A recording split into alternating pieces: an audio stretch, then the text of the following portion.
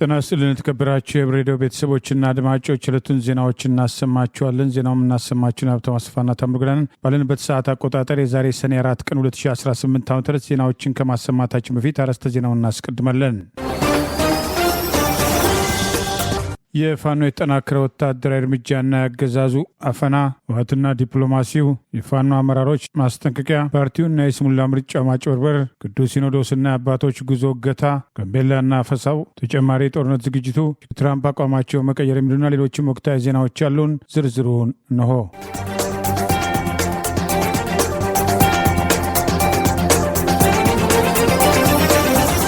ምኒልክ አምባሰል ላይ አንጸባራቂ ድል መቀዳጀቱን አስታውቀዋል። አገዛዙ የአርበኛውን ህጻናት ልጆች ጨምሮ ቤተሰቦቹን አፍነዋል። የአማራ ፋኖ ብሔራዊ ንቅናቄ ወሎ ቤተ አማራ ምኒልክ 104ኛ ኮር 23ኛ ክፍለ ጦር አምባሰል ላይ አንጸባራቂ ድል መቀዳጀቱን እዙ ዛሬ ሰኔ 4 ቀን 2018 ይፋ ባደረገው መረጃ ገልጿል። መነሻውን ከኩታበር ወደ ተለያየንና ዚያ እንዲሁም ከደላንታ በቴሪ አድርጎ ወደ ዚያ በምድር ሞርተር 23ና መድፍ ሲጠቀም በሰማይ 2 ድሮን ታግዞ ፋኖን አጠፋለሁ በሚል የተንቀሳቀ የጠላት ኃይል ከፍተኛ ሰብአዊና ቁሳዊ ኪሳራ ማስተናገዱን ገልጿል። ከንጋቱ 11 ሰዓት የጀመረው ውጊያ እስከ ቀኑ 6 ሰዓት መዝለቁን የጠቀሰው መረጃ በዚህ ለአስጨራሽ ውጊያ 104ኛ ኮር 23ኛ ክፍለ ጦር ዚያ የገባውን የጠላት ኃይል ሙሉ በሙሉ መደምሰሳቸውን፣ በዚህ የተበሳጨው አገዛዝ በሰፈቀደ 3 ጊዜ የድሮን ጥቃት በመሰንዘር ከጦርነቱ ጋር ተሳታፊ ያልነበሩ ሰላማዊ ሰዎችን የጥቃት ኢላማ ማድረጉን ገልጿል። አሁን ላይ በድሮን ሽፋን በመስጠት ሬሳና ቁስለኛን እያነሳ የሚገኘው የአብይ አገዛዝ ስልጣን አስጠባቂ ኃይል ከግሸን በአባላ ለመቁረጥ ቢንቀሳቀስም ፋኖ ወሰደውን የተጠና የደፈጣ ጥቃት ተከትሎ ሙትና ቁስለኛውን ይዞ ለመጣበት ለመፈርጠጥ መገደዱን አፋብን ወሎ ቤተ አማራ ምኒልክ 104ኛ ኮር ህዝብ ግንኙነት መምሪያ ዛሬ ሰኔ 4 ቀን 2018 ባወጣው በዚሁ መረጃ ገልጿል። ይህ በእንዲህ እንዳለ አገዛዙ የአማራ ፋኖ ብሔራዊ ንቅናቄ ከፍተኛ አመራሮች አንዱ የሆነው የአርበኛ ሳሙኤል ባለድል ቤተሰቦችን ከሰኔ 2 ቀን 2018 ጀምሮ ማገቱን ንቅናቄው ዛሬ ሰኔ 4 ቀን 2018 ይፋ ባደረገው መረጃ አስታውቋል። የአማራ ፋኖ ብሔራዊ ንቅናቄ ስልጠና መምሪያ ኃላፊ የሆነው አርበኛ ሳሙኤል እድል ቤተሰቦች ባለቤቱ እህቱና የእህቱ ልጅ ከህፃናት ልጆቻቸው ጋር በጅምላ ታፍነው የታሰሩ ሲሆን ባለፈው ጊዜ የከፍተኛ አመራሩ አጎትና የአጎቱ ልጅ በአገዛዙ በግፍ መገደላቸውን ይኸው መረጃ አስታውሷል። ፋሽስቱ የብልጽግና አገዛዝ በህዝባችን ላይ እየተፈጸመ ያለውን ዘር ማጥፋት ለመቀልበስ እየታገሉ ያሉ አርበኞችን ታግለው ማሸነፍ ሲያቅተው ቤተሰቦቻቸውን በመግደል በማገትና ከሀገር እንዲሰደዱ በማድረግ ግፍ በመፈጸም ከዓላማቸው ለማደናቀፍ ቢሞክርም ተግባሩ ግን አርበኞቹን በከፍተኛ ጽናትና ቁርጠኝነት እንዲታገሉ ከማድረግ የዘለለ ሚና እንደሌለው ንቅናቄው ዛሬ ሰኔ 4 ቀን 2018 ባወጣው በዚሁ መረጃ ገልጿል። ይህ በእንዲህ እንዳለ ከዘመቻ ህፃን አንሻ ሰይድ ማግስት የብልጽግና ሰራዊት መፍረሱን መቀጠሉን ምኒልክ ባወጣው ተጨማሪ መረጃ ገልጿል። በእዙ 303ኛ ኮር አካል የሆነው 19ኛ ክፍለ ጦርን የተቀላቀሉት 10 አለቃ አማረ ተፈራና ጓደኛው ከአገዛዙ ስልጣን አስጠባቂ 34ኛ ክፍለ ጦር 4ኛ ሬጅመንት በመውጣት ፋኖን የተቀላቀሉ ሲሆን መከላከያ አሁን ባለው ቁመና የመዋጋት አቅም እንደሌለውና ሰራዊቱን በፍጹም መሰላቸትና በከባድ የስነ ልቦና ውድቀት ላይ እንደሚገኝ ገልጸዋል። ከነዚህ በተጨማሪ 303ኛ አሳምነው ኮር አካል የሆነው 30ኛ ክፍለ ጦርን የአገዛዙ 13ኛ እዝ ኦፕሬተሮች የነበሩት መሰረታዊ ወታደር ማሪሁን ጌታ፣ መሰረታዊ ወታደር ዮሴፍ አዱኛው፣ መሰረታዊ ወታደር ቴድሮስ ጥላሁን ሁሉም ይማሩበት ከነበረው ኮሌጅ በግዳጅ ታፍነው ወደ ውጊያ መሰለፋቸውን ጠቅሰው ፋኖን መቀላቀላቸውን ማስታወቃቸውን ምኒልክ ሚዲያና ኮሚኒኬሽን መምሪያ ዛሬ ሰኔ 4 ቀን 2018 ባወጣው ተጨማሪ መረጃ ገልጿል። በተያያዘ ዜና አማራ ፋኖ ብሔራዊ ንቅናቄ ሸዋ ጠቅላይ ግዛት አሳምነው ዕዝ መሐመድ ቢሆነኝ ኮር የስቴ ጎማ ተራራ ክፍለ ጦር ሰራዊት ጥልቅ ውይይትና ግምገማ ማድረጉን ዛሬ ሰኔ 4 ቀን 2018 ይፋ ባደረገው መረጃ ገልጿል። በዛሬው ዕለት በተካሄደው በዚህ ውይይት መድረክ ላይ የአመራር አካላቱና አርበኞቹ ከሰራዊቱ ጋር በወቅታዊ ጉዳዮች ዙሪያ በዝርዝር የመከሩ መሆናቸውን የጠቀሰ ሲሆን የአፋብን ወታደራዊ ቃል አቀባይ አርበኛ አበበ ሙላቱና የሸዋ ጠቅላይ ግዛት አሳምነው ዕዝ ምክትል ዘመቻ መሪ መቶ አለቃ ኤርሚያስ ግጮው በቦታው መገኘታቸውንም ጠቅሷል። ከውይይቱ ማጠናቀቂያ በኋላ የሰራዊቱ አባላት ባስተላለፉት መልእክት በተደረገላቸው ወቅታዊና ስነ ልቦናዊ ማነቃቂያ ውይይት መሪዎችን አመስግነው በሂደቱም እጅግ መደሰታቸውን ገልጸው በቀጣይ ይህ ግንባታና ማበረታታት እንዲቀጥል መጠየቃቸው ተገልጿል። በዚህም የድርጅታችንን ግብ ለማሳካት የእዝ ሰንሰለት በመጠበቅ ነገም እንደ ትላንቱ ታሪክ መስራታችን ይቀጥላል ማለታቸውን ሸዋ ጠቅላይ ግዛት አሳምነው ዕዝ ህዝብ ግንኙነት መምሪያ ዛሬ ሰኔ 4 ቀን 2018 ባወጣው በዚሁ መረጃ አስታውቋል።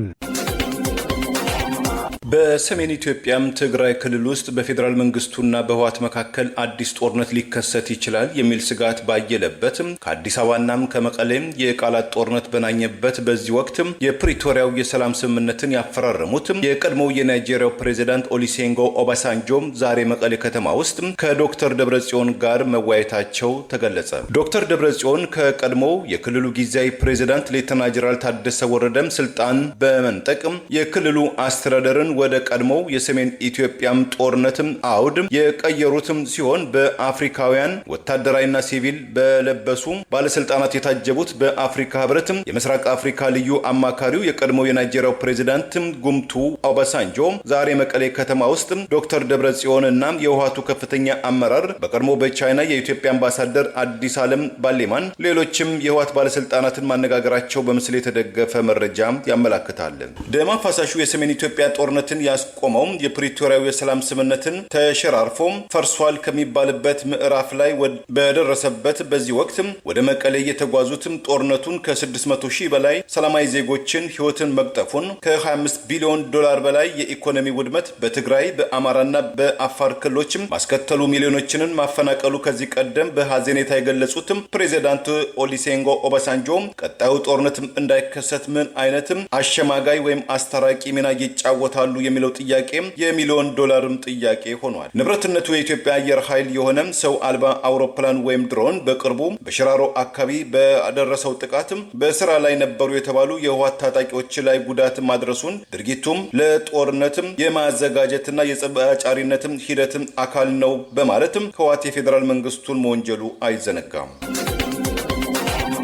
በጀግኖች መስዋዕትነት ዕድሜ ያጠረውን የብልጽግና አገዛዝ በራስ ወዳድ ስግግቦች ዕድሜውን ማስረዘም አይቻልም በማለት የአማራ ፋኖ ብሔራዊ ንቅናቄ የሴቶች ጉዳይ ከፍተኛ አመራሮች አንዷ አርበኛ አይን አዲስ ዋለልኝ አስጠነቀቀች። የቢዛሞ ዕዝ ወታደራዊ አዛዥም ተመሳሳይ አስተያየት አስተላልፈዋል። የአማራ ፋኖ ብሔራዊ ንቅናቄ የሴቶች ጉዳይ በመሆን ከቴዎድሮስ ዕዝ የሴቶች ጉዳይ ኃላፊነት በቅርቡ ወደ ድርጅቱ የተዛወረችው አርበኛ አይን አዲስ ዋለልኝ በጀግኖች መስዋዕትነት ዕድሜ ያጠረውን የብልጽግና አገዛዝ በራስ ወዳድ ስግብግቦች ዕድሜውን ማስረዘም አይቻልም በማለት በጀግናው ሰራዊታችን ጥረት በተከበረው ህዝባችን ድጋፍ የሚጸና እንጂ የሚፈርስ ቤት አልሰራንም። በደምና በአጥንት የገነባ ነው ቤታችንን ለማፍረስ የሚሞክር ማንኛውም አካል የራሷ ናት ይፈርሳል እንጂ ቅዠቶ አይሳካም በማለት የትግሉን የውስጥ ፈተናዎች በተመለከተ ያላትን አስተያየት በማህበራዊ ገጿ ገልጻለች። የሁሉ መስዋዕትነት እየተከፈለ ያለው ለግለሰቦች ምቾት ሳይሆን በቀን በቀን ለሚጨፈጨፈውና ለሚፈናቀለው ህዝባችን ያለችው አርበኛ አይን አዲስ ዋለልኝ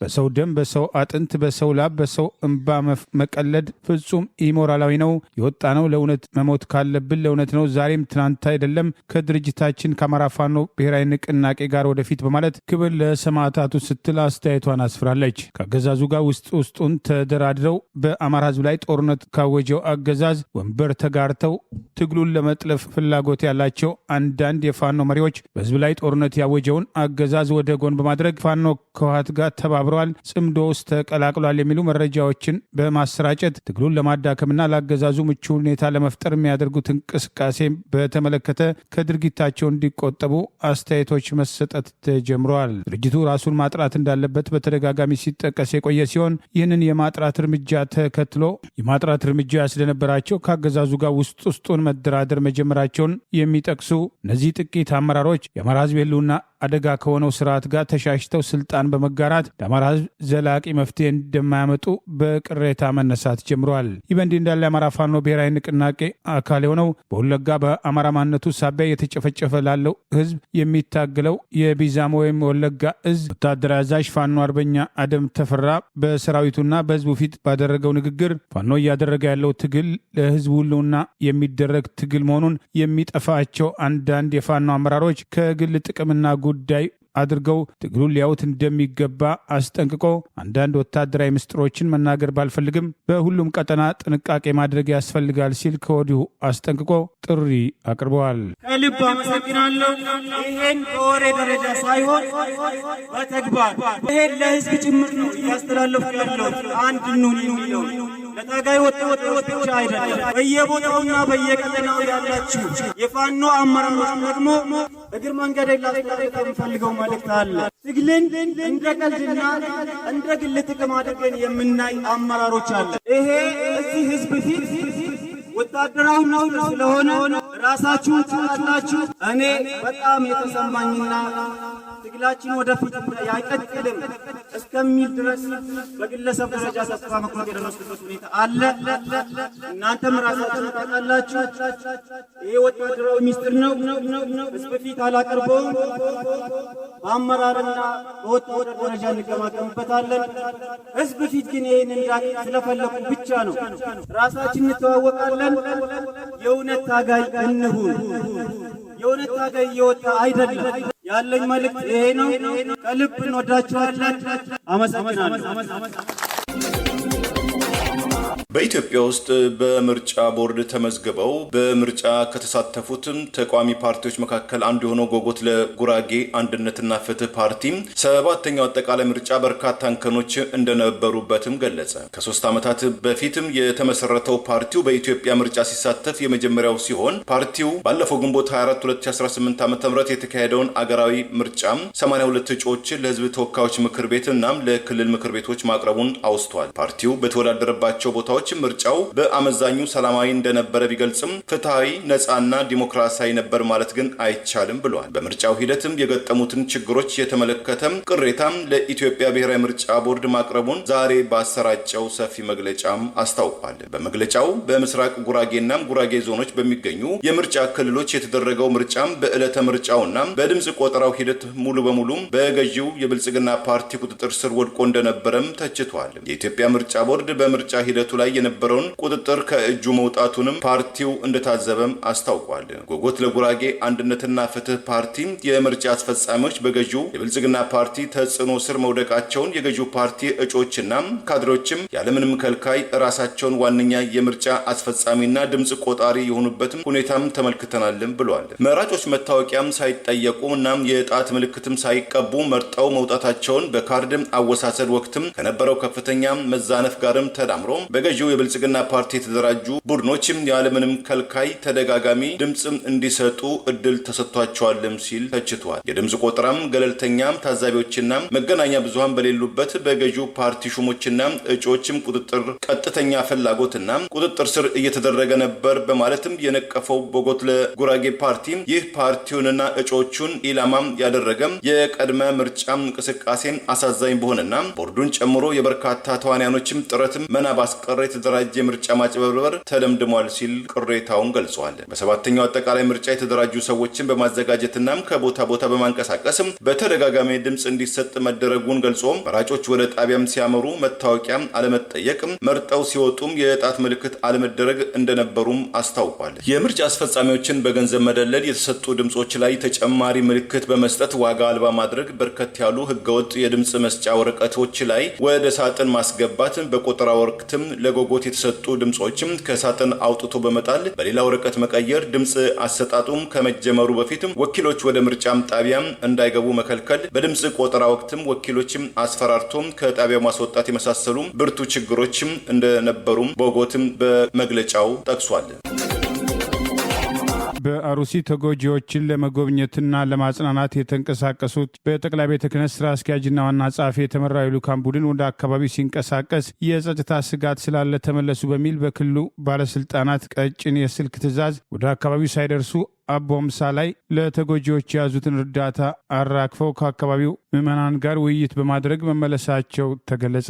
የኢትዮጵያ ኦርቶዶክስ ተዋሕዶ ቤተክርስቲያን ቋሚ ሲኖዶስ በአርሲ ዞን አንዳንድ ወረዳዎች የተከሰተውን ችግር ተከትሎ በብፁዕ ጠቅላይ ስራ አስኪያጅና በብፁዕ የቅዱስ ሲኖዶስ ዋና ጸሐፊ የሚመራ የቤተክርስቲያን ልዑካን በስፍራው በመገኘት ተጎጂዎችን እንዲያጽናና ጊዜያዊ እርዳታ እንዲያደርግ ያስተላለፈውን ውሳኔ ተከትሎ ዛሬ ማለዳ ወደ አርሲ ዞን ጥቃቱ ወደ ተፈጸመበት አስኮ ወረዳ የተንቀሳቀሰው የልዑካን ቡድን በኦሮሚያ ክልል የጸጥታ ባለስልጣናት ቀጭን ትዕዛዝ አካባቢው ላይ የደህንነት ስጋት አለ ተመለሱ የሚል ትዕዛዝ መሰጠቱን ተከትሎ አቦምሳው ወረዳ በመጓዝ በአካባቢው ያሉ ምዕመናን ጋር ውይይት በማድረግ ተጎጂዎችን አጽናንተናል በሚል እንዲመለሱ መደረጋቸው ታውቋል። በአቦምሳ ወረዳ የትንሣኤ ብርሃን ገነት መድኃኔዓለም ቤተክርስቲያን በመገኘት ተጎጂዎቹ አጽናንተናል የተባለ ቢሆንም በተጨባጭ ተጎጂዎቹ የነበሩበት ቦታ መድረስ አልቻሉም። ይህ ደግሞ የሆነው የኦሮሚያ ክልል የጸጥታና ደህንነት ኃላፊ ብርጋዴር ጄኔራል አበበ ገረሱ ሰጠው የተባለውን ትዕዛዝ ተከትሎ አባቶች ወደ አካባቢው የምታደርጉት ጉዞ የደህንነት ስጋት አለበት ተመለሱ በሚል የተሰጣቸው ትዕዛዝ ነው ተብለዋል። ከዚህ ቀደም የኢትዮጵያ ኦርቶዶክስ ተዋሕዶ ቤተክርስቲያንን ለመክፈል ተንቀሳቅሰው የጠቅላይ ሚኒስትሩን ድጋፍ ጭምር በማግኘት በሽምግልና ወደ ቤተክርስቲያኗ የተመለሱትና ጠቅላይ ቤተ ክህነት ስራ አስኪያጅ የደቡብ ምዕራብ ሸዋና የሸገር ከተማ አህጉረ ስብከት ሊቀ ጳጳስ አቡነ ሳዊሮስ በተጨማሪ የቅዱስ ሲኖዶስ ዋና ጸሐፊ ጭምር በልኡካኑ ቡድን ውስጥ መካተታቸው ታውቋል። ይህ በእንዲህ እንዳለ ብፁዓን አባቶች ያልደረሱ ቢሆንም በምስራቅ አሩሲ አስኮ ከጥቃት የተረፉና በአካባቢው የነበረውን ሁኔታ የሚያውቁ ምዕመናንና ሃይማኖት አባቶች ችግሩ ያለው ቢሮ ውስጥ ነው በማለት በአሩሲ እየተፈጸመ ያለው ጥቃት በተመለከተ በስፍራው ተገኝተው ሁኔታቸውን ለተከታተሉ ወገኖች በአደባባይ ባደረጉት ውይይት ገልጸዋል። በምስራቅ አሩሲ ጠለት ቅዱስ ገብርኤል አስተዳዳሪ በአካባቢው እየደረሰባቸው ያለው ጫና ችግሩ ቢሮ ውስጥ መኖሩን ጭምር በመጥቀስ በኦሮሚያ ክልል የሚፈጸሙ ሃይማኖትና ማንነት ተኮር ጥቃቶች በቀጥታ ካገዛዙ ባለስልጣናት ጋር የሚገናኝ መሆኑን በተደጋጋሚ ሲጠቀስ የነበረውን መረጃ የሚያጠናክር አስተያየት ሰጥተው የሟቾችን ቁጥር እንዲቀንሱ የሞቱትን እንዳልሞቱ እንዲናገሩ በስልክ ጭምር ጫና ይደረግባቸው እንደነበር ተናግረዋል። አንድ ተረት አለ እዚች ጋር ሁሉም ተነካክቷል። የተነካካውን መልሼ ብለው ያው አጠር አዳችሁን ነው የምናገረው። ሰውየው ምን አለ? ላሟ አስሯት ወደዛ ሲሄድ እምቧ ትላለች። ቋ አመጣልሻለሁ አለ። ቋ አመጣልሻለሁ ሲል ላሟ በችጋር ሞተች። ስትታረድ ምንድን ነው ጆሮዋ ብቻ ነው የሰባው። ለምን? የሰማችበት አልተደረገላትማ። ጩኸታችን ስንጮህ አረ እያለቅን ነው፣ አረ ችግር እንዲህ አለብን ጎበዝ ስንሄድ ሌሊት እንደልባችን አንሄድም። ጠላት ወደ ላይ እየተጠጋን ነው።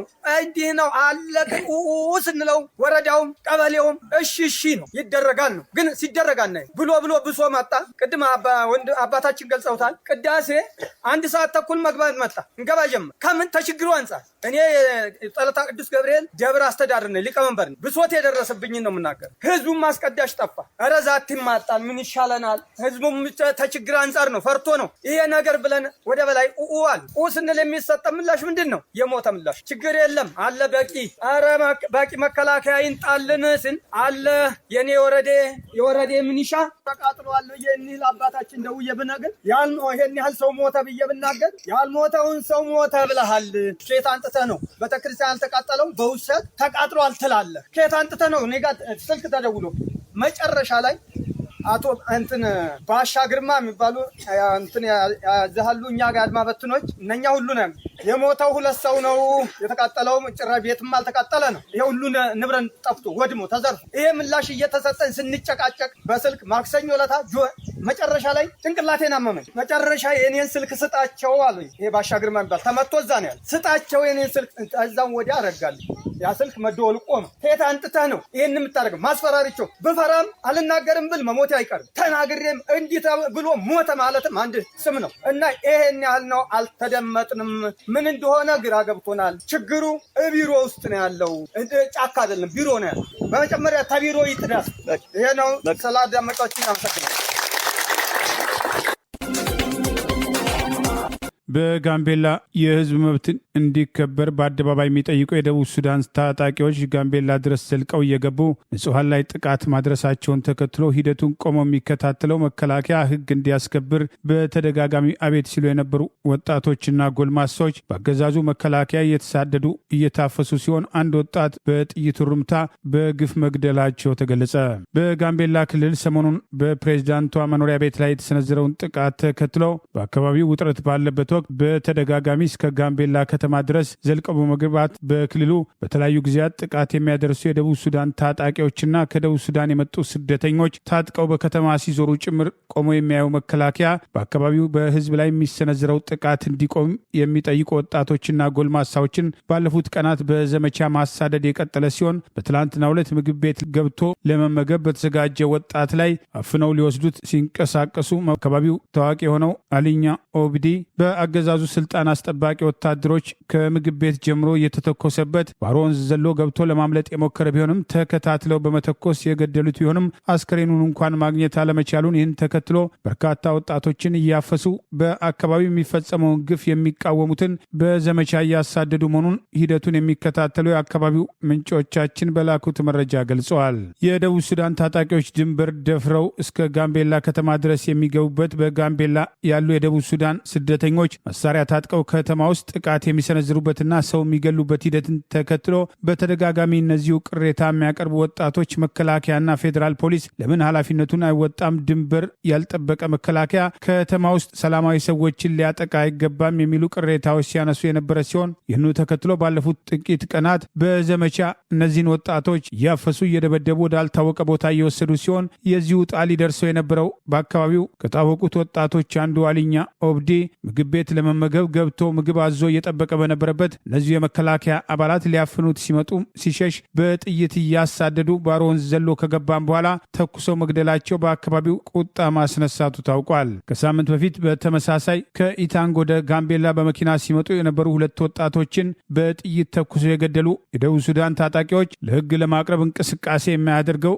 የአገዛዙ ስልጣን አስጠባቂ መከላከያና የፌዴራል ፖሊስ አባላት በተቃራኒው ህዝቡ ላይ ጥቃት እንዳይደርስ በተደጋጋሚ የሚከላከሉ ህዝቡን በማስተባበር ራሱን ከጥቃት እንዲያድን ከዚህ ቀደም ጭምር የተንቀሳቀሱ ወጣቶችና ጎልማሶችን በማሳደድ ላይ መሆኑን በጋምቤላ ያለው ሁኔታ ጋምቤላን በኦሮሚያ ክልል እናጠቃልላለን የሚለው ቡድን ከደቡብ ሱዳን ታጣቂዎች እየገቡ ጥቃት ሲፈጽሙ የአገሪቱን ዳር ድንበር መጠበቅ ያለበት ሰራዊት በሰላማዊ ሰዎች ላይ ጥቃት እያደረሰ መሆኑ በቅሬታ መነሳት ጀምረዋል። ከጥቂት ቀናት በፊት በጋምቤላ የክልሉ ፕሬዚዳንት አለሚቱ መኖሪያ ቤት ላይ ከአዲስ አበባ እንደመጡ ምሽት ላይ የተጠናከረ ተኩስ ተከፍቶ ጠባቂዎቻቸው በወሰዱት የተኩስ ምላሽ በኦነግ ሸኔ ስም ታጥቀው ይንቀሳቀሱ ከነበሩት ታጣቂዎች መካከል አንድ የፌዴራል ፖሊስ አባል ሲሞት ሌሎች መቁሰላቸውን መረጃዎችን ጠቅሰን መዘገባችን አይዘነጋም። የኦሮሞ ብልጽግና ፓርቲ ጋምቤላና ቤንሻንጉልን ወደ ኦሮሚያ ክልል ለማጠቃለልና አስተዳደራዊ መዋቅሩን በበላይነት እየመራ ለይስሙላ በክልሉ የተቀመጡ አመራሮችን ከጊዜ ወደ ጊዜ ዋጋ እያሳጣቸው መምጣቱ በተደጋጋሚ በቅሬታ ሲነሳ ቆይተዋል። የሳውዲ አረቢያ መንግስት በዚህ ሳምንት ውስጥ 4 ኢትዮጵያን በሞት መቅጣቱን ሲያስታውቅ የኢትዮጵያ መንግስት በበኩሉ ከ1600 በላይ ዜጎቹ ክሳቸው ተቋርጦ በምህረት እንዲለቀቁም ተደርጓል አለ። የሳውዲ አረቢያ የአገር ውስጥ ጉዳይ ሚኒስትር ሰኔ 1 2 እንደዚሁም ሰኔ 3 2018 ዓ.ም 2 ኢትዮጵያን በስቅላት መገደላቸውን አስታውቋል። የሞት ቅጣቱ የተፈጸመባቸው ሰኔ 1 2018 በናጅራም ግዛት እንዲሁም ሰኔ 3 2018 ደግሞ አሲር ግዛት መሆኑን ሚኒስትር መግለጫው የገለጸ ሲሆን አራቱም ኢትዮጵያን በሞት የተቀጡት ወደ ሳውዲ አረቢያም ሐሺሽ የተባለውን አደንዛዥ እጽ ይዘው በመግባታቸው ነው ሲል ገልጿል። የኢትዮጵያ ውጭ ጉዳይ ሚኒስትር በበኩሉ በሳውዲ አረቢያ እስር ቤት ውስጥ የነበሩ 1655 ኢትዮጵያን የፍርድ ሂደታቸው ተቋርጦ ምህረት እንዲደረግላቸው ተደርጓልም ሲል አስታውቋል። የሰብአዊ መብት ተሟጋቹ ሂውማን ራይትስ ዎች የሳውዲ አረቢያ ባለስልጣናት ባለፈው ሚያዝያ 13 2018 ዓ.ም 3 ኢትዮጵያን በሞት መቅጣታቸውን ገልጾ የ65ቱ ፍርደኞችም ተፈጻሚነት ግን እንዲዘገይ ሲል መወትወቱ መዘገባችን ይታወሳል። የሳውዲ አረቢያ የአገር ውስጥ ጉዳይ ሚኒስትር በተለያየ ጊዜያት የሞት ቅጣት የተፈጸመባቸው ኢትዮጵያንን በሚመለከት ባወጣው መግለጫ ላይ የሃይማኖት መልእክቶችንና የሸሪያ ሕግን በመጥቀስ የሟቾቹን ስም መዘርዘሩ ይታወሳል። የውጭ ጉዳይ ሚኒስትሩ ለኢትዮጵያኑ ምህረት የተደረገው ሚኒስትሩ በሪያድ የኢትዮጵያ ኤምባሲና በጅዳ የሚገኘው ቆንጽላ ጽሕፈት ቤት በማስተባበር ባደረገው የዲፕሎማሲያዊ ጥረት መሆኑን በመግለጫው ላይ ጠቅሷል። ከዚህ ቀደም የሰብአዊ መብት ተሟጋቹ ሂውማን ራይትስ ዎች በሳውዲ አረቢያ በትንሹ 65 ኢትዮጵያን ስደተኞች ከአደንዛዥ እጽ ጋር በተያያዘ ክስ ቀርቦባቸው የሞት ፍርድ እንደሚጠብቃቸው መግለጹ መዘገባችን አይዘነጋም። ዓለም አቀፍ የሰብአዊ መብቶች ተቋማት ባለፈው ሚያዝያ 21 2018 ዓ.ም ባወጣው ሪፖርት በነዳጅ ሀብቷ በበለጸገችው በመካከለኛው ምስራቅ በሳውዲ አረቢያ ከቅርብ ዓመታት ወዲህ በተለይም ከአደንዛዥ እጽ ጋር በተያያዘ ወንጀሎች ኢትዮጵያን ጨምሮ በርካታ የውጭ ሀገር ዜጎች ላይ የሞት ቅጣት መፈጸሙን አስታውቋል። የሰብአዊ መብት ተሟጋቹ ሳውዲ አረቢያ መሰረታዊ የፍትህ ሂደትን የተነፈጉ የውጭ ሀገር ዜጎችን አመጽ ባልተቀላቀለባቸው ወንጀሎች የተነሳም በሞት ለመቅጣት መፍቀዷ መሆኑን ለመብታቸውና ለህይወታቸውም ከፍተኛ ጉዳትም የለሽነትም እንደሚገልጽም መኮነኑ ይታወሳል። የመብት ተሟጋቹ ሰብአዊ መብት ተከራካሪው ሂውማን ራይትስ ከመርፈዱ በፊት የሳውዲ አረቢያ አጋሮችም በፍጥነት ጣልቃ በመግባት የሞት ቅጣቱን እንዲያስቀሩም ሲል ጥሪ ማቅረቡም አይዘነጋም። እንደዚሁም የኢትዮጵያ ኦርቶዶክስ ተዋሕዶ ቤተክርስቲያን ቅዱስ ፓትርያርክ አቡነ ማቲያስም በሳውዲ አረቢያ የሚገኙ ኢትዮጵያን ወገኖችም ከሞትም ሸለቆው እንዲወጡ አግባብነት ያላቸው የመንግስት ባለስልጣናትም ጣልቃ እንዲገቡ ሲሉ ቀደም ሲል ተማጽኖ ማቅረባቸው መዘገባችን ይታወሳል። የሂውማን ራይትስ ዎች በበኩሉም ከ200 በላይ የሞት ፍርድ የተፈረደባቸው ኢትዮጵያን በካማሲ ሞሻይት እስር ቤት ውስጥ እንደሚገኙና ሁኔታውም አሳሳቢ መሆኑን ቀደም ሲል መግለጹ አይዘነጋም። የአሩሲን ጭፍጨፋ ተከትሎ ቅዱስ ሲኖዶስ ስብሰባ እንዲያደርግ የሌሎች እምነት ተከታይ ተቋማትም ድርጊቱ እንዲያወግዙ ቤተክርስቲያኗ ከጠቅላይ ቤተ ክህነት ጀምሮ እስከ ታችኛው መዋቅር ድረስ እየተሰነዘረባት ያለውን ጥቃት በተመለከተ በልዩ ሁኔታ የሚከታተል መዋቅር እንድትዘረጋ፣ ለተጎጂዎች ጸሎት እንዲደረግ የቅዱስ ሥላሴ መንፈሳዊ ዩኒቨርሲቲ ተማሪዎች ለብፁዓን አባቶች ጥያቄ አቀረቡ።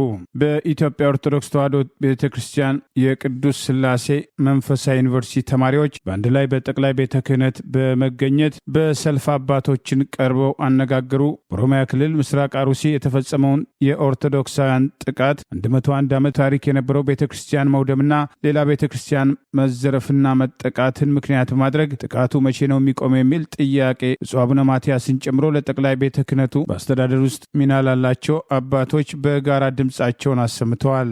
በተወካያቸው አማካኝነት መፍትሄ ያሉትንም ጭምር ያቀረቡ ሲሆን አጥፊዎች ለሕግ እንዲቀርቡ፣ ተጎጂዎች እንዲካሱ፣ ጥቃቱ እንዳይደገም ለማድረግ ቤተክርስቲያኒቷ የራሷን መዋቅር እንድትዘረጋ የሌሎች እምነት ተቋማትም ሁኔታውን በዝምታ ሊያዩ እንደማይገባና ለዓለም አቀፉ ማህበረሰብ ጭምር ቤተክርስቲያኗ ችግሩን ልታሳውቅ እንደሚገባ ጥሪ አቅርበዋል። ችግሩን ልባት እንዲያገኝ እና አንደኛ አስቸኳይ የሆነ የቅዱስ ሲኖዶስ ምልዓተ ጉባኤ ተደርጎ ጉዳዩ በትኩረትና በጥልቀት ተመክሮበት ዘላቂ መፍትሄ ተሰጥተው ተግባራዊ እንዲደረጉ፣ ሁለተኛ በሁሉም አብያተ ክርስቲያናት ዓለም አቀፍ የምህላ የሐዘን ቀን ታውጆ እንዲሰራ ወይም እንዲታወጅ፣ ሶስተኛ ላረፉ ወንድሞቻችንና እህቶቻችን ጸሎተ ፍትሐት እንዲ፣ አራተኛ ጥቃቱ በደረሰበት ስፍራ ብፁዓን አበው ሊቃነ ጳጳሳት መምህራነ ወንጌል የሚገኙበት የማጽናኛና የማጽኛ መርሃ ግብር ወይም ጉባኤ እንዲደረግ፣ ስድስተኛ ምዕመናን ላይ በደረሰው ጥቃት ለማጣራት ወደ ስፍራው የሚሄዱ አካላት የሚያወጡት መረጃና ዘገባ እርስ በርሱ የሚጣረስ በመሆኑ ይህን ድርጊት የሚፈጽመው አካል ከስህተቱ እንዲታረምና ትክክለኛ መረጃ የሚሰጡ አጣሪ አካላት እንዲላኩ፣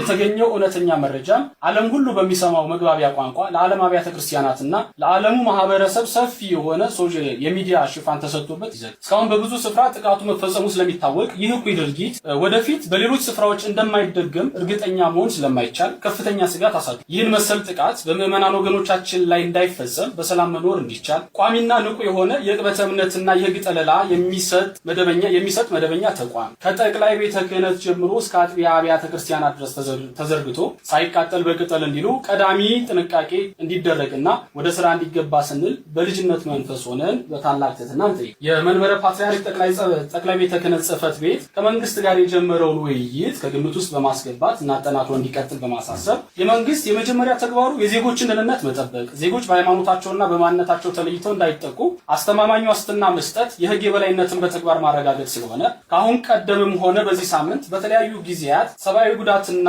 ግድያ የደረሰባቸውን ንጹሃን ኦርቶዶክሳውያን የአደባባይ ፍትህ እንዲያገኙ እንዲደረግልን እንጠይቃለን። በሀገራችን በርካታ የእምነት ተቋማት እንዳሉ ይታወቃል። ከሃይማኖት ተቋማት ተግባር አንዱ ደግሞ ግፍና በደል በሰው ልጆች ላይ እንዳይፈጸም ማስተማር፣ መጸለይ፣ መምከር ነው። ይሁን እንጂ እንዲህ አይነት ጥቃት በማንኛውም የሰው ልጅ ላይ ሲፈጸም እኩይ ድርጊትን አለማውገዝ፣ ከተጎጂዎች ጎን አለመቆም ከሞራልም ከሃይማኖትም አንጻር የሚጠበቅ አይደለምና በፈጣሪ ዘንድም የሚያስጠይቅ ስለሆነ በምስራቅ አርሲ ዞን ከቤት ንብረታቸው ለተፈናቀሉ ለተገደሉ ኦርቶዶክሳውያን ለተቃጠለችው ቤተክርስቲያን ፍትህ ለማረጋገጥ የበኩላቸውን ተቋማዊ አስተዋጽኦ እንዲያደርጉ ብፁዓን አበው ሊቃነ ጳጳሳት በኩል ጥሪ እንዲደረግላቸው ስለሚደረግ፣ በመጨረሻ የልጅነት ጥያቄያችንን ጉዳዩ ለሚመለከተው አካል የተጎጂ ኦርቶዶክሳውያን ጥቃት እንዲቆም ብፁዓን አባቶቻችን ለምታደርጉት አባታዊ ተጋድሎ እኛ ልጆቻቸው ደቀ መዛሙርት የሚጣልብንን ሐዋርያዊና መንፈሳዊ ግዴታችንን ለመወጣት ዝግጁ መሆናችንን ያረጋግጣል። ይህ በእንዲህ እንዳለ አገዛዙ በአሩሲ ጭፍጨፋ ድምፃቸውን ያሰሙ የቤተ ክርስቲያኒቱ አገልጋዮችን እያሳደደ ማሰሩን አጠናክሮ የቀጠለ ሲሆን በግፍ የታሰሩት እንዲፈቱ ከመጠየቅ ጎን ለጎን ዋናው የችግሩ መነሻና መድረሻ ለዜጎች ሰላምና ደህንነት ከለላ መስጠት የሚገባው አገዛዝ በመለማመጥ ሊመጣ የሚችል ውጤት እንደሌለና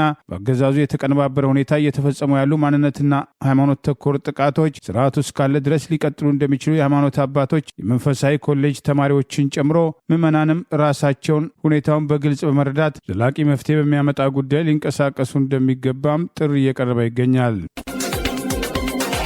በኤርትራ መንግስት ይደገፋል ያሉት የህዝባዊ ወያነ ሓርነት ትግራይ ህወሓት ክንፍ በሚቀጥሉት ቀናት ውስጥ በፌዴራል መንግስቱ ላይ ጥቃትን ለመሰንዘር ወስኗል ሲሉ አቶ ጌታቸው ረዳና አምባሳደር ሬድዋን ሁሴን ገለጹ። የቀድሞ የህወሓት ከፍተኛ አመራር በአሁኑ ወቅት በጠቅላይ ሚኒስትሩ የምስራቅ አፍሪካ በሚኒስተር ማዕረግ አማካሪና የስምረት ፓርቲ ሊቀመንበሩ አቶ ጌታቸው ረዳና የጠቅላይ ሚኒስትሩ የደህንነት አማካሪው አምባሳደር ሬድዋን ሁሴን በአልጀዚራ በአሳተሙት የጋራ ጽሑፍ በትግራይ ክልል የሚገኘውና ስምምነቱን የሚቃወመው የህወሓትም ስብስብ ህጋዊውን የክልሉን ጊዜያዊ አስተዳደር በመበተን የራሱን መዋቅር ዘርግቷል።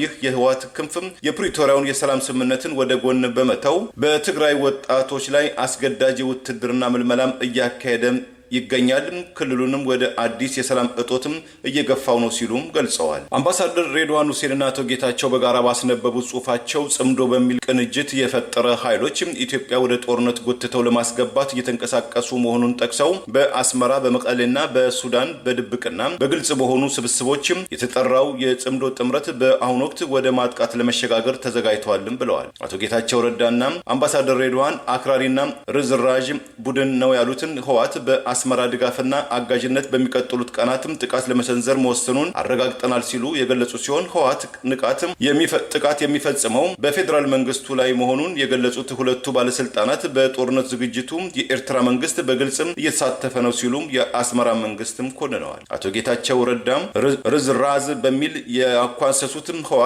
የፕሪቶሪያውን ስምምነት በግልጽ መጣሱንና በፌዴራል መንግስቱ ላይም ጥቃት ለመሰንዘር ራሱን ማዘጋጀቱን ጠቁመው ባለስልጣናቱ ዳግም ኢትዮጵያ ወደ ጦርነት ተስባ መግባትም የለባትም በሚል ባስነበቡት ጽሑፍ ዓለም አቀፉ ማህበረሰብ እርምጃ እንዲወስድም ሲሉ አሳስበዋል። በህወሓትና በአስመራ ደጋፊዎች ላይ ተጽዕኖ ወይም አቅም ያለው ማንኛውም አካል ወደ ሌላ ግጭት ውስጥ እንዳይገባም ከፍተኛ ግፊት ማድረጉ እጅግ አስፈላጊ ነው ያሉትን ሁለቱ ባለስልጣናት ለኢትዮጵያ ዳግም ወደ ግጭት መመለስ አደገኛ ከመሆኑም በላይ አስከፊ ቀጠናዊ መዘዞችን ያስከትላል ሲሉም አስጠንቅቀዋል። ህዝባዊ ወያነ ሓርነት ትግራይ የትግራይ ህዝብን ህወሓትና የጦርነት አጀንዳው በግልጽ ውድቅ ቢያደርገውም ቡድኑ የግጭትም መቀስቀስም አባዜውን አልተወም ያሉትን ሁለቱ ባለስልጣናት ህወሓት ከኤርትራ መንግስት በቀጥታ በሚያገኘው ድጋፍ ከፍተኛ ቁጥር ያለው ተዋጊ ኃይል መመልመል ማሰልጠንና ማስታጠቅም ቀጥሏልም ሲሉ ኮንነዋል። አቶ ጌታቸው ረዳና አምባሳደር ሬድዋን ሁሴን በሰጡትም አስተያየት ዙሪያም ከህወሓት ባለስልጣናትም እንደዚሁም ከአግባብነት ካላቸው ከኤርትራ መንግስትም ባለስልጣናት በኩል እስካሁን ድረስ የተሰጠም ግብረ መልስም የለም። ዝምታችን ስርዓቱን ለብዝበዛና የጦርነትና የብልጭልጭ ፕሮጀክት አጀንዳውን የሙጥኝ እንዲል አድርጓል በማለት ለአዲስ ሰሌዳ ወጣ የተባለው የዋጋ ተመን ያስመረራቸው ቅሬታቸውን በግልጽ መናገር ጀምረዋል። አዲስ ታርጋ ለማግኘት ከ56 ሺህ በላይ ክፍያ የሚጠየቅበት በሰለጠነው ዓለም ጭምር የማይጠየቅና እጅግ የተጋነነ ክፍያ አገዛዙ የሙጥኝ ያለው የብልጭልጭ ፕሮጀክትና የጦርነት ወጪዎችን ለመሸፈን የሚያደርገው እንቅስቃሴ አካል ነው የሚሉ ቅሬታዎች ተነስተዋል። በአገሪቱ የእርስ በርስ ጦርነትን እንደ ብቸኛ ስልጣን ማስቀጠያ በማድረግ ትርምስ እየፈጠረ የሚገኘው በጠቅላይ ሚኒስትር አብይ አህመድ የሚመራው አገዛዝ በየጊዜው የሚያወጣቸው ፖሊሲዎች የሚያስነሱት ቅሬታ እያደገ መጥቷል። አዲስ የመኪና ተሽከርካሪ ሰሌዳ ለማግኘት እስከ 59 ሺህ ብር የሚከፈልበት አሰራር ቅሬታ እያስነሳ ሲሆን በየትኛውም ዓለም በዚህ ደረጃ ለሰሌዳ ወጪ የማይጠየቅ በአፍሪካ በየትኛውም ሀገር ላይ በዚህ ደረጃ ክፍያ የሌለ ቢሆንም መሰረተ ልማቶችን ያላሟላ የዜጎችን ደህንነት ማስጠበቅ ያቃተው አገዛዝ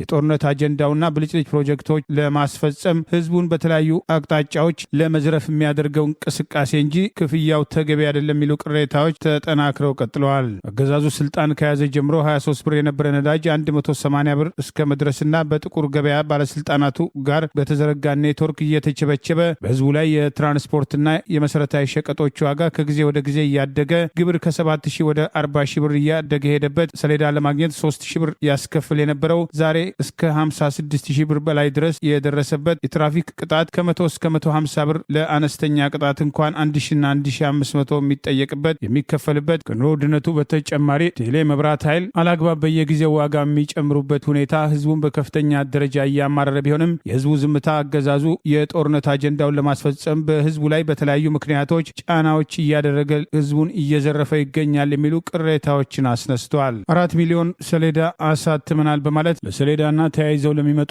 ወጪዎቹ $200 በላይ የሚጠየቅበት ከዚህም ከ120 ቢሊዮን ብር በላይ በመሰብሰብ አገዛዙ የጦርነት አጀንዳውን ለማስፈጸም የሰሌዳ ቅያሪን ሽፋን በማድረግ ከሚገባው በላይ ዋጋ የጠየቀበት አንዳንድ ቦታዎች ላይ ክፍያው $400 በላይ የሚሆን ሲሆን ይህም ፍጹም ተቀባይነት የሌለውና በሰለጠኑ ሀገራት ጭምር የሌለ ክፍያ ነው። በአውሮፓዊቱ ሀገር ሞናኮ የመኪና ሰሌዳ 44 ዩሮ ሲሆን ሀገሪቱ እጅግ ሀብታም ያለባትና ድሃ የለባቸውም ከሚባሉ ሀገራት ተርታ የምትሰለፍ ቢሆንም በደቡብ ኢትዮጵያ የሰሌዳ ክፍያ ከ7 እጥፍ በላይ መሆኑ በቅሬታ ተነስቷል። ለአዲስ ተሽከርካሪዎችና ለግል ተሽከርካሪ ነው ከፍተኛ ክፍያ እየተከፈለ ያለው በሚል ሰሌዳውንም የኤሌክትሪክና የነዳጅ በማለት ክፍያውን ለማበላለጥ የተሞከረው ሙከራም ትርጉም አልባና የአገዛዙን ህዝቡን በየጊዜው ጫና ውስጥ በመክተት መሰረታዊ መብቶቹ ላይ እንዳያተኩር ለማድረግ የታለመ ነው የሚሉ አስተያየቶችና ቅሬታዎች አድገዋል። የግል መገልገያ ሰሌዳ ለማግኘት 56,000 ብር የሚከፈል ሲሆን ይህንን ሰሌዳ ለማውጣት የባለቤትነት ማረጋገጫ ደብተር፣ የተሽከርካሪ ብቃት ማረጋገጫ፣ ዓመታዊ ተሽከርካሪ ምዝገባ ተለጣፊ ምልክት አጠቃላይ 59400 ብር የሚያስወጣ ሲሆን ይህም በዶላር ከ$350 በላይ የሚያሻቅብ በመሆኑ ቅሬታ እያስነሳ ይገኛል። ህዝቡ ለመብቱ እስካልታገለ ድረስ በተናጠል የሚያቀርበው ለቅሶ አገዛዙ የጦርነት አጀንዳውን እስከቀጠለ ድረስ በተለያዩ ስያሜዎች ህዝቡን በአገልግሎትና ግብር ስም መዝረፉን አጠናክሮ ይቀጥላል የሚሉ ቅሬታዎችም እየተደመጡ ነው። በአዲስ አበባ 11 ቅርንጫፎች ከዛሬ ጀምሮ አዲሱ ሰሌዳ ይሰጣል የተባለ ሲሆን አዲሱ ሰሌዳ ህግ ለማስከበር ምቹ ነው፣ የተለያዩ የደህንነት መረጃዎች ተካተውበታል የሚል ማብራሪያ የተሰጠበት ቢሆንም የአገሪቱ መለያ የሆነው ኢቲኤች በሚጻፍበት አዲሱ ሰሌዳ የሚጠየቀው ዋጋ ግን አገልግሎቱን በበላይነት የተቆጣጠረው አገዛዝ አገልግሎቱን ሽፋን በማድረግ ህዝቡን ለመዝረፍ መዘጋጀቱን በግልጽ ያሳያል የሚሉ ቅሬታዎች ተጠናክረው ቀጥለዋል። በአሜሪካው ቺካጎ ከተማ ውስጥ የክርስቲያኖች የእምነት መግለጫ የሆነውን ቅዱስ መስቀልን በአደባባይ ያቃጠለ ግለሰብን ለጠቆመ ደጎስ ያለ ገንዘብ ጉርሻ እንደሚሰጥም ተገለጸ። እርምጃውንም ከፍተኛ ተቃውሞ አስነሳ።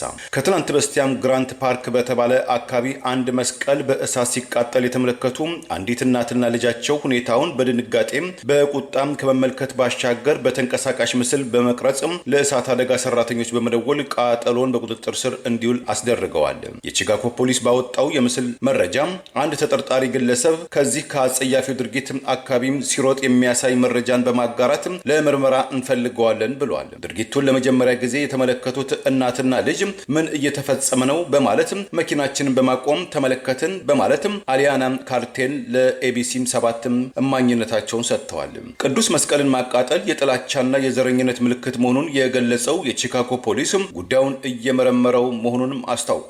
በቺካጎ የካቶሊካዊት ቤተክርስቲያን ቄስና የማህበራዊ አንቂ የሆኑት ዶክተር ማይክል ፔፍሌግ በጉዳዩ ዙሪያ መረጃና ፍንጭ ለሰጠ የ10,000 የአሜሪካን ዶላር ጉርሻ እንደሚሰጡም ቃል ገብተዋል። ዶክተር ማይክል በሰጡት አስተያየት ይህ ድርጊትም ቀድሞውኑ የተወጠነ መስቀሉን የሆነ ቦታ ተሰርቶ ወደ ሆነ ቦታ ወይም ወደ መሃል ከተማ ዳውንታውን በማምጣት ይህንን እኩይ ድርጊት መፈጸም የጥላቻ ጥግ ነው። ላለፉት 10 ዓመታት የተመለከትነው የጥላቻ መግለጫ የሆነውን የቅዱስ መስቀልን በአደባባይ ማቃጠል መልእክቱም ከፍተኛ ጥላቻ ነው ብለውታል። ለኢትዮጵያና ለሕዝቧም የረጅም ጊዜም የቅርብ ወዳጅ የነበሩትም በቅርቡ ከዚህ ዓለም በሞት የተለዩትም ቄሲስ ጄሲ ጃክሰን ጁኒየር የሚመሩትም ዘሬንቦ ፑሽም ጥምረትም ለመጀመሪያ ጊዜም ያለ እርሳቸው መገኘትም ባካሄደው ስብሰባ ላይ ንግግር ያደረጉት የድርጅቱ ፕሬዝዳንት ዮሴፍ ጃክሰን ቅዱስ መስቀልን ማቃጠል አንዱ የአሸባሪነት ምልክት ነው ብለውታል። የቺካጎ ከንቲባ ብራንደን ጃንሰን በበኩላቸው በጽህፈት ቤታቸው በኩል ባወጡት መግለጫ በድርጊቱ እንደማንኛውም ቺካጎውያን በእጅጉ አዝነናል። ይህ አይነቱ የጥላቻ ድርጊት በቺካጎ ከተማ ውስጥ ቦታ ስፍራ አይኖረውም በማለትም ተቃውሟቸውን አስታውቀዋል። የአሜሪካው የፌዴራል ምርመራም ተቋም በእንግሊዝኛው ምህጻረ ቃል FBI እንዲህ አይነቱን ጉዳይ በከፍተኛ ጥልቀት እንደሚመለከተውና ጥልቅ ምርመራም እያካሄደ እንደሚገኝም አስታውቋል። ኢራንን ዛሬ ምሽት በቦምብ ዶግ አመድ እናደርጋታለን በማለት የዛቱት የአሜሪካው ፕሬዝዳንት ዶናልድ ትራምፕ በመጨረሻው ደቂቃ ላይ እቅዳቸውን ለጊዜው መሰረዛቸውን አስታወቁ። ሰሞኑን አንድ የአሜሪካም አፓቺም ተዋጊ ሄሊኮፕተር በሆርሙዝ ሰርጥ ውስጥ ተመቶ መውደቁን ተከትሎ አሜሪካም አጸፋዊ ምላሽ በኢራን ላይ ማድረጓም ኢራንም በአሜሪካና ጥቅሞቿ ላይ ጥቃት መሰንዘሯም ለጊዜው ጋብ ብሎ የነበረውን የመካከለኛው ምስራቅ ጦርነትን ዳግም ባገረሸበት በዚህ ወቅት ፕሬዝዳንት ዶናልድ ትራምፕ በኢራን ላይ ዛሬ ምሽት በቦምብ ለመደብደብ ያስታወቁትን እቅዳቸውን ከኢራን እስላማዊክ ሪፐብሊክ ከፍተኛ አመራሮች በኩል በተደረገው ጥልቅ ውይይትና ማረጋገጫ የተነሳ ኢራንን ዛሬ ምሽት በአውሮፕላንና በሚሳኤል ለመደብደብ የነበረን ውጥን ለጊዜው ተሰርዟል በማለት ፕሬዚዳንት ትራምፕ ትሩዝ በተሰኘው የግል ማህበራዊ ትስስር ገጻቸው አጋርተዋል። ፕሬዚዳንቱም በዚህ መልእክታቸው ከኢራን መንግስት ጋር በቀጣይነት መቼና የት ቦታ ስምምነት እንደሚፈራረሙ በአጭር ጊዜ ውስጥ ይፋ ይሆናልም ብለዋል። ፕሬዚዳንት ትራምፕ ቀደም ሲል ባወጡት መልእክታቸው ኢራን ዛሬ ምሽት አጥብቀን እንደበደባታለን፣ የካሬጅ ደሴትና ሌሎችም የኢራን የነዳጅ ክምችቶችን እንቆጣጠራለን ብለው ነበር። ፕሬዚዳንት ዶናልድ ትራምፕን የአቋም መዋዠቅን በተመለከተ በቴህራን የስትራቴጂክ ጥናት ማዕከል አባል የሆኑት አሊ አክባር የፕሬዚዳንት ትራምፕ ሐሳብ ከመለዋወጡ በቀር በመሬት ላይ የተቀየረ ነገር የለም፣ የአሜሪካ አስተዳደር ለድርድር ከመሮጡ በፊት በመጀመሪያ በራስ የመተማመን ኮንፊደንስ ቢልዲንግ እርምጃ መውሰድ አለበት፣ በመሬት ላይ ከምናየው የአሜሪካ አስተዳደር ውጥረትን የማርገብ ዲስካሌሽን እያደረገ አይመስለኝም። ከዚህ አኳያ ፕሬዚዳንት ዶናልድ ትራምፕ የሚሰጡትን አስተያየት ለማመን ይከብደኛልም ብለዋል። ኢራን ከአሜሪካ ጋር የሚደረሰው ድርድርና ስምምነት የእስራኤልና የሊባኖስም ውጊያም እንደሚካተት ወይም እርቀ ሰላም እንዲሰፍን አጥብቃ መወትወቷም ይታወሳል። በተያያዘ ዜና የመካከለኛው ምስራቅ ጦርነትን ተከትሎ በአሜሪካ ውስጥ የገንዘብ ግሽበት፣ የኑሮ ውድነት ካለፈው 3 ዓመት ወዲህ በከፍተኛ ደረጃ ማሻቀቡም ተመልክቷል። የሸማቾች ዋጋ መተግበሪያ ወይም ኮንሱመር ፕራይስ ኢንዴክስ ካለፈው ግንቦት ወይም በፈረንጆቹ ሜይ ወር ዓመታዊ የዋጋ ግሽበት በ4.2 ከመቶ ያሻቀበ ሲሆን የኃይል ወይም የኢነርጂ ዋጋ በ60 ከመቶ በወሩ ማሻቀቡም ተመልክቷል። የጋዝ ዋጋም እንደዚሁ ካለፈው ዓመት ጋር ሲነጻጸር በ40 ከመቶም ጭማሪ ማሳየቱም ተመልክቷል። በዋጋ ግሽበቱም ዙሪያም ስጋት ይኖርባቸው ይሆን የሚል ከጋዜጠኞች ጥያቄ የቀረበላቸው ፕሬዚዳንት ዶናልድ ትራምፕ እውነቱን ልንገር የዋጋ ግሽበትን በእጅጉም እወዳለሁ በማለትም ምላሽ ሰጥተዋል። ሴናተር ኤልዛቤት ዋርነር በበኩላቸው በማህበራዊ ትስስር ገጻቸው ዶናልድ ትራምፕ የገንዘብ ግሽበትን፣ የዋጋ ንረትን ይወዳሉ በማለትም ተሳልቀዋል። ዛሬ ያሉን ዜናዎች እነዚህ ናቸው። ዜናውን ስታደምጡ ለቆያችሁ የህብር ሬዲዮ ቤተሰቦችና አድማጮች ምስጋናችን ድረሳችሁ። የህብር ሬዲዮ ኦፊሻል ዩቲዩብ ቻናላችንን ሰብስክራይብ ያላደረጋችሁ ሰብስክራይብ በማድረግ በተጨማሪም የደወል ምልክቱን በመጫን የህብር ሬዲዮ ቤተሰብ እንድትቀላቀሉ በአክብሮት እንጋብዛለን። እንደ ወትሮ ሁሉ የህብር ሬዲዮ ቤተሰቦች ፕሮግራሞቻችንን ላይክ በማድረግ ሼር በማድረግ አስተያየቶቻችሁን በመስጠት አብሮነታችሁን ትገልጹ በአክብሮት እንጠይቃለን። በድጋሚ እናመሰግናለን። ከቻናላችን በተጨማሪ በአገር ቤት በአማራ ሰዓት አማካኝነት ታገኙናላችሁ። በድጋሚ እናመሰግናለን። ጤና ይስጥልን። ቸር እንቆይ።